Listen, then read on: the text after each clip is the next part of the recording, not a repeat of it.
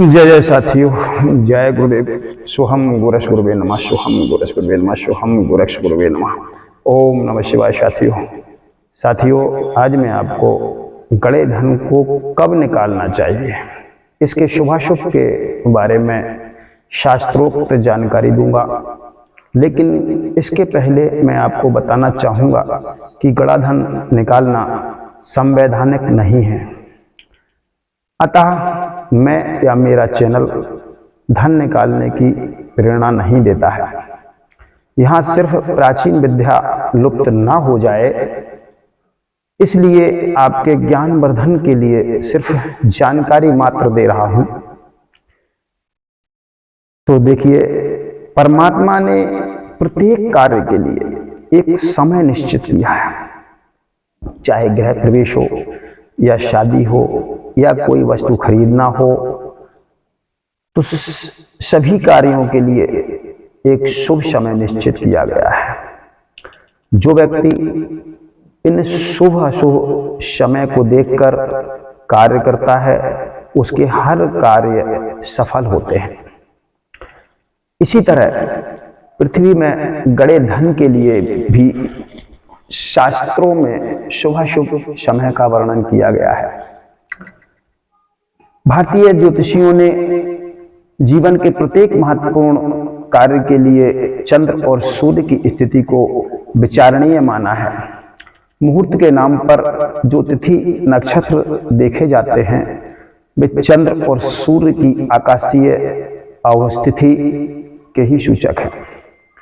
सूर्य के दक्षिणायन में चले जाने पर देवशयन माना जाता है और इस समय कोई भी मांगलिक कार्य नहीं किया जाता है।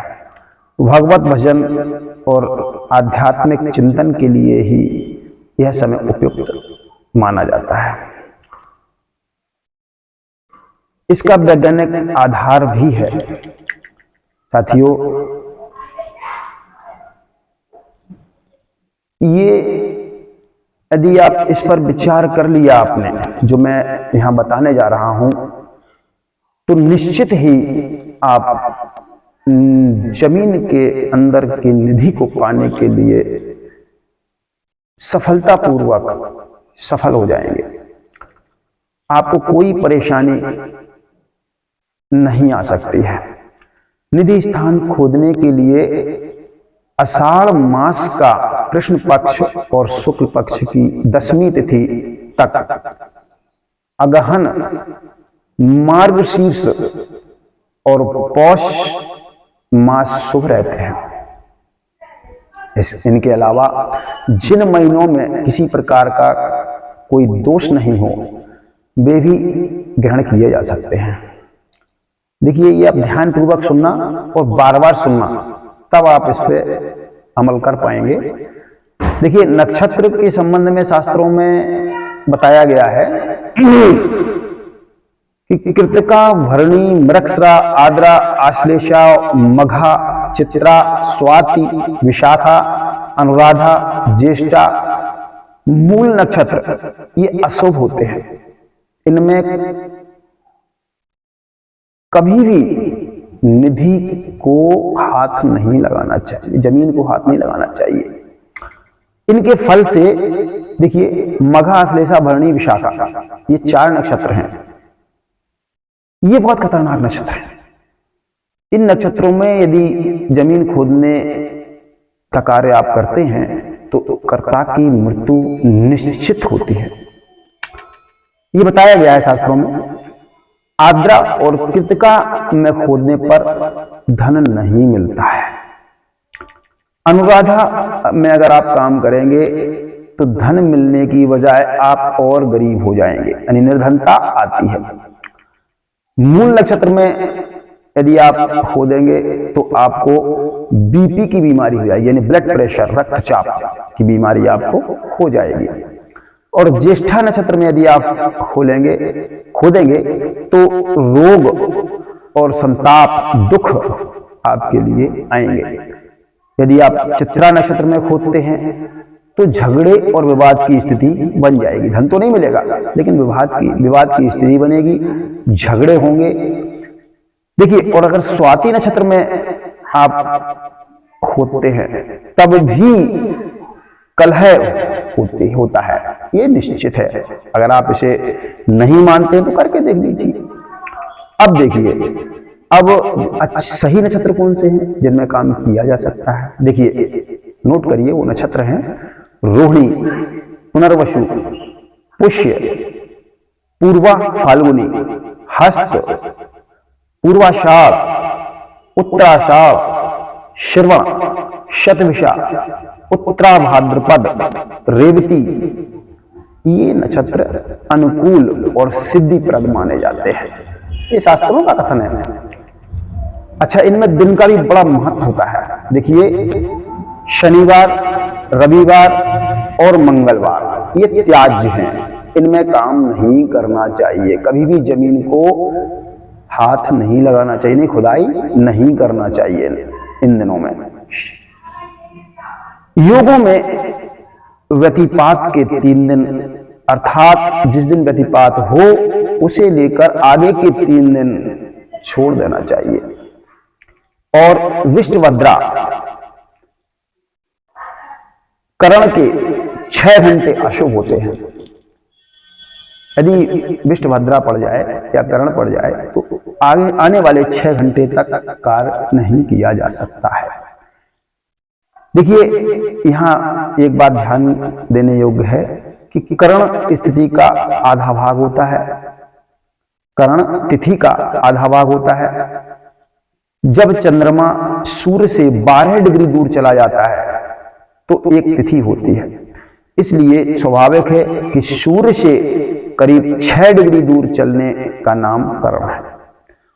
कृष्ण पक्ष की सप्तमी और चतुर्दशी के पूर्वार्ध में, तृतीया और दशमी के उत्तरार्ध में तथा शुक्ल पक्ष की अष्टमी पूर्णिमा के पूर्वार्ध में, चतुर्थी एकादशी के उत्तरार्ध में विष्टिकरण या भद्रा हुआ करती है। इस पे आप जरा ध्यान दे दें। व्यतिपात योग है, करण नहीं। और योग का मतलब होता है जोड़, अर्थात सूर्य और चंद्रमा के बीच की दूरी का जोड़ ही योग कहलाता है। योग का नक्षत्रों से कोई संबंध नहीं होता, ये पांचांग में लिखे होते हैं। इन व्यवस्थाओं के साथ ही व्यक्ति को अपनी कुंडली और गोचर को ध्यान देकर उत्तम समय का चयन कर लेना चाहिए। चंद्रमा की गोचर में शुभ अशुभ स्थिति को भी, जो अशुभ स्थिति हो चंद्रमा की गोचर की, उसे भी टाल देना चाहिए। इसके अलावा शुभ लग्न का चौघड़िया आदि पर भी विचार कर लेना चाहिए। ये हैं आपके शुभाशुभ दिन जिनमें धन खोदा जा सकता है। देखिए, मैंने अपनी जानकारी के अनुसार संपूर्ण ज्ञान आपको दे दिया है। अगर कहीं कुछ रह गया हो तो आप मुझसे कमेंट करके पूछ सकते हैं। ये इसका अगर आप ध्यान दे के चलेंगे तो आप धन को निकालने में सफल हो सकते हैं। इसके लिए देखिए, धन को खोदने के लिए एक और विशेष ध्यान रखना है कि इसका एक अलग ही मंत्र होता है, अलग ही इसके मंत्र हैं, अलग ही इसकी विधि विधान है। यदि आप धन खोदने का संपूर्ण विधान चाहते हैं तो आप कमेंट में जरूर लिखें। मैं आपको धन खोदने का बिल्कुल शुभ और निधि ग्रंथ से ही, निधि खोदने के ग्रंथ से ही मैं उसको आपको दे दूंगा। कैसे खोदना है, क्या क्या करना है, कौन से मंत्र कब लगाना है, धन निकलने पर क्या करना है, और उसके पहले कोई शक्तियां अगर रहती हैं तो उनको हटाने के लिए या उनसे सुरक्षा के लिए हमें क्या करना है, इस सारा विधान हम आपको बता देंगे यदि आप चाहेंगे। यदि आपकी इच्छा है आपकी तो आप जरूर कमेंट करें। यदि आपको चाहिए तो मैं एक वीडियो अलग से इसके लिए बनाऊंगा और आपके लिए डाल दूंगा। देखिए, आज के लिए बस इतना ही।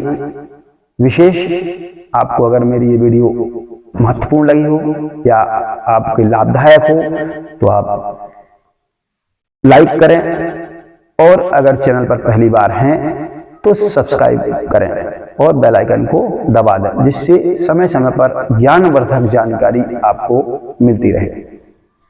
आज के लिए बस इतना ही। धन्यवाद। ओम नमः शिवाय। ओम नमः शिवाय साथियों। ओम नमः शिवाय। कमेंट में ओम नमः शिवाय जरूर लिखें साथियों।